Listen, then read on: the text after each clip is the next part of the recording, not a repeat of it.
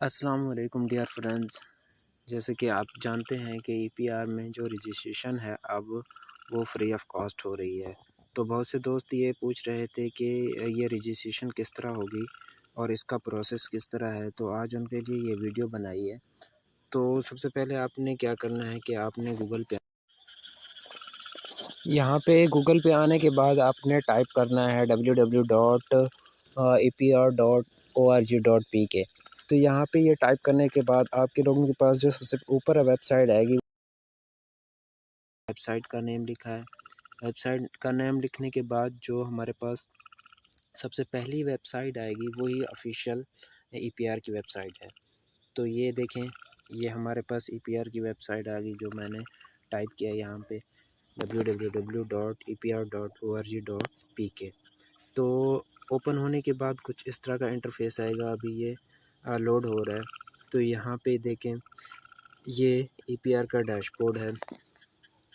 तो यहाँ पे देखें, सबसे पहले हमने रजिस्ट्रेशन जो करनी है, यहाँ पे ईपीआर लॉगिन है। यहाँ पे लॉगिन दो तरह के हैं, एक कैंडिडेट लॉगिन है और दूसरा स्टाफ लॉगिन है। ये स्टाफ लॉगिन हो गया और ऊपर जो है ये कैंडिडेट लॉगिन है। तो यहाँ पे आपने अभी यानी जब हमारी रजिस्ट्रेशन हो जाएगी तभी हम लॉगिन को कर पाएंगे।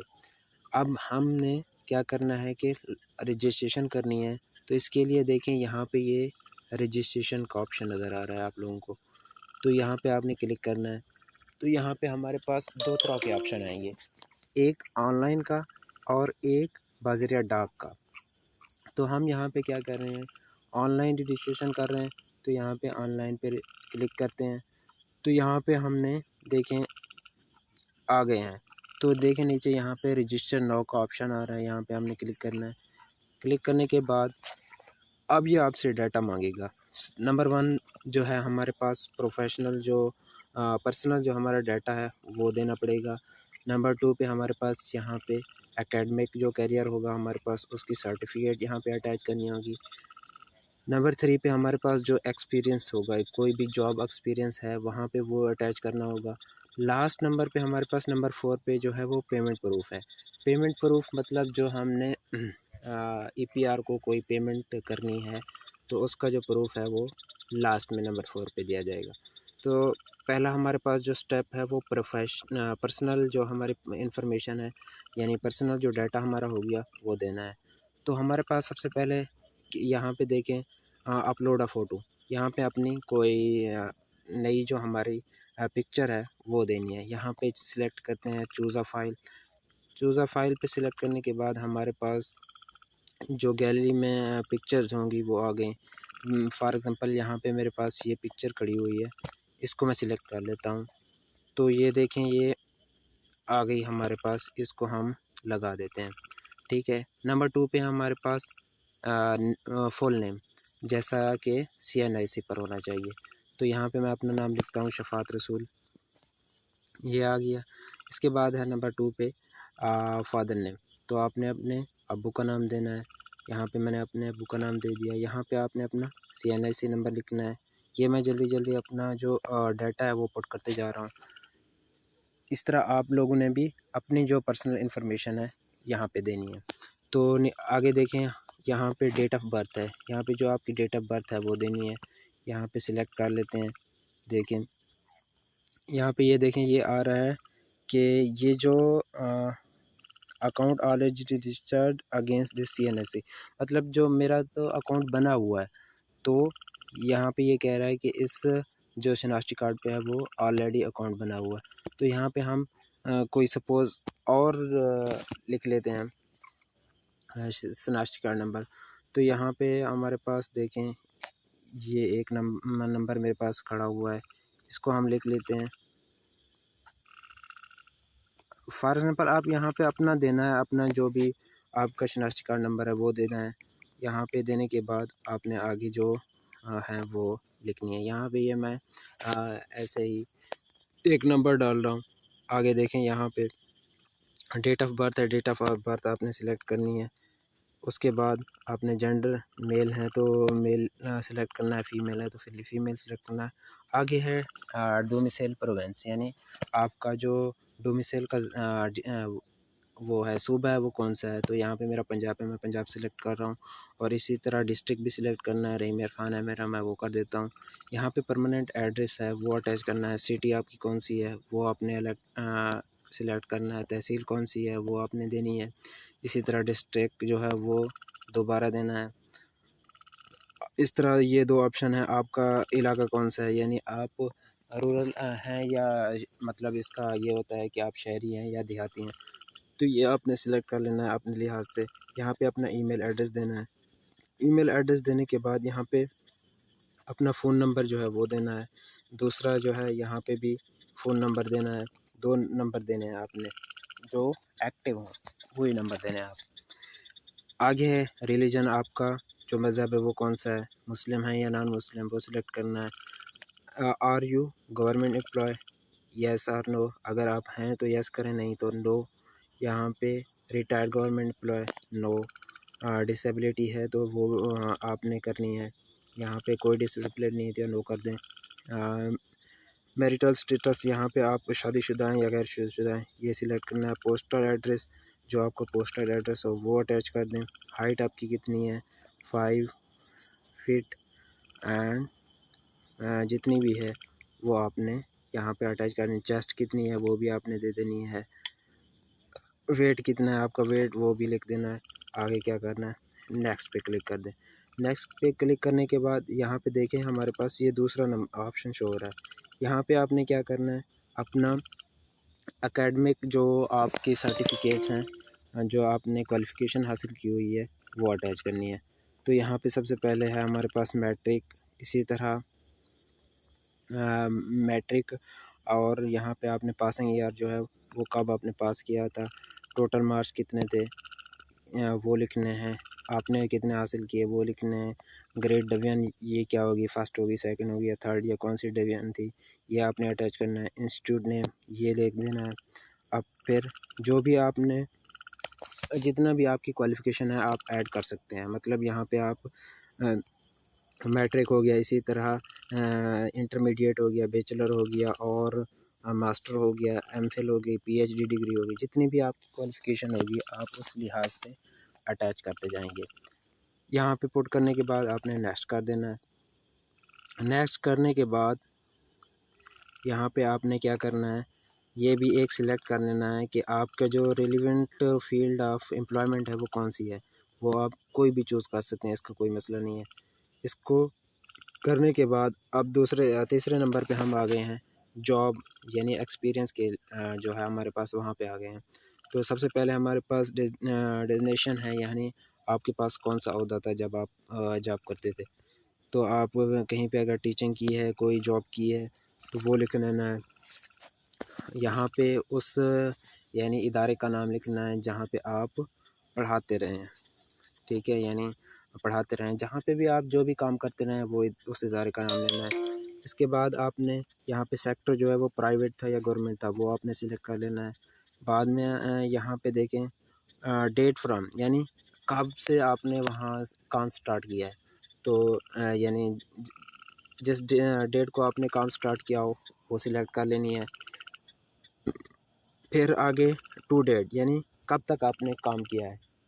तो अगर आप करंटली वर्किंग हैं तो आप करंटली भी कर सकते हैं ना।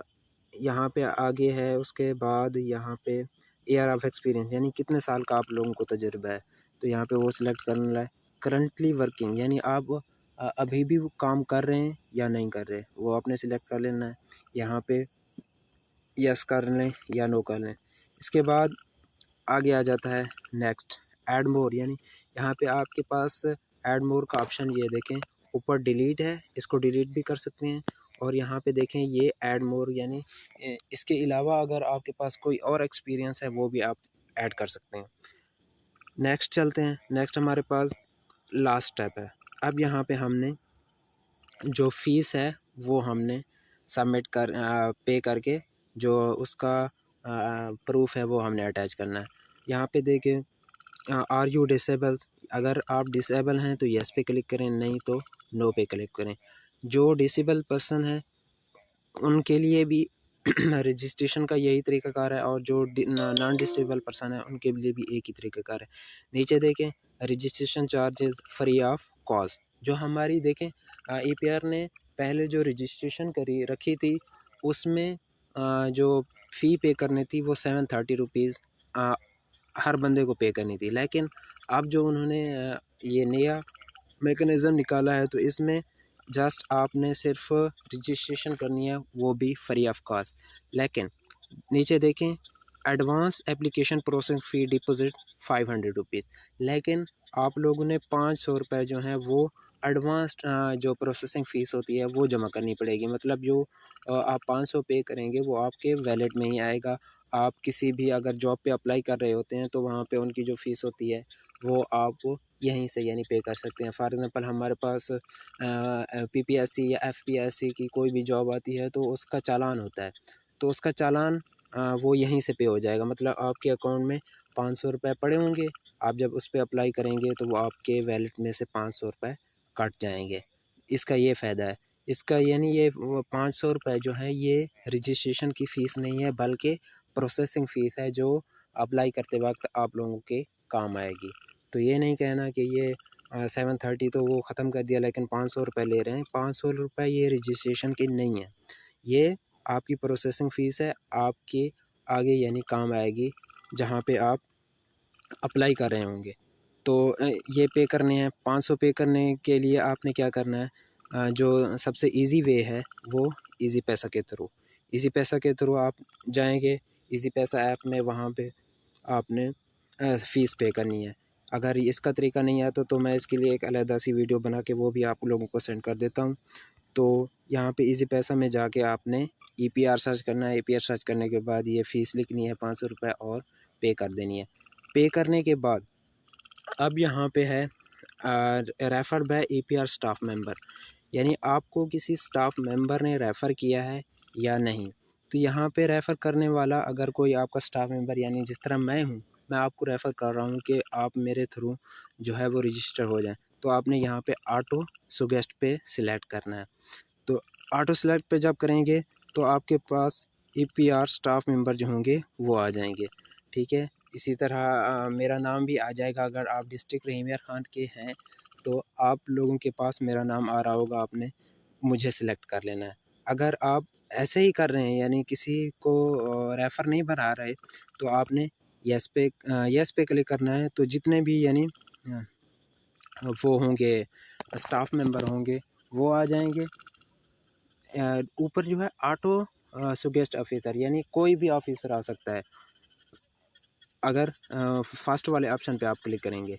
लेकिन अगर आप सेकंड वाले ऑप्शन पे यस पे क्लिक करते हैं तो आपके पास मेरा नाम आएगा। यानी अगर आप डिस्ट्रिक्ट रहीम यार खान के हैं तो यस पे क्लिक करने पे मेरा नाम शो होगा। आप वहाँ पे आईडी पुट करनी है। जो मेरी आईडी है वो 22068, ये मेरी आईडी है, आपने ये पुट कर देनी है। फिर क्या करना है, आपने वेरीफाई करना है। वेरीफाई करने के बाद देखें ये आ गया, मेरा नाम भी आ गया। Select EPR staff member Shafat रसूल, गुड हो गया। यानी ये आईडी आप जब पुट करेंगे तो मेरा नाम ऑटोमेटिकली आ जाएगा। यहाँ पे आपने सबसे पहले यस पे क्लिक करना है। यस पे क्लिक करने के बाद ये जो स्टाफ ऑफिशियल स्टाफ मेंबर की जो आईडी होती है वो हर किसी की अपनी होती है। जो मेरी है वो यही है 22068। इसको आपने वेरीफाई करना है। जब भी जैसे ही आप वेरीफाई करेंगे तो नीचे मेरा नाम आ जाएगा। तो आपने क्या करना है, नेक्स्ट पे क्लिक कर देना है। ओके हो गया। अब यहाँ पे एप्लीकेशन अंडरटेकिंग, यहाँ पे वो जो टर्म एंड कंडीशन है वो बता रहा है हिसाब से।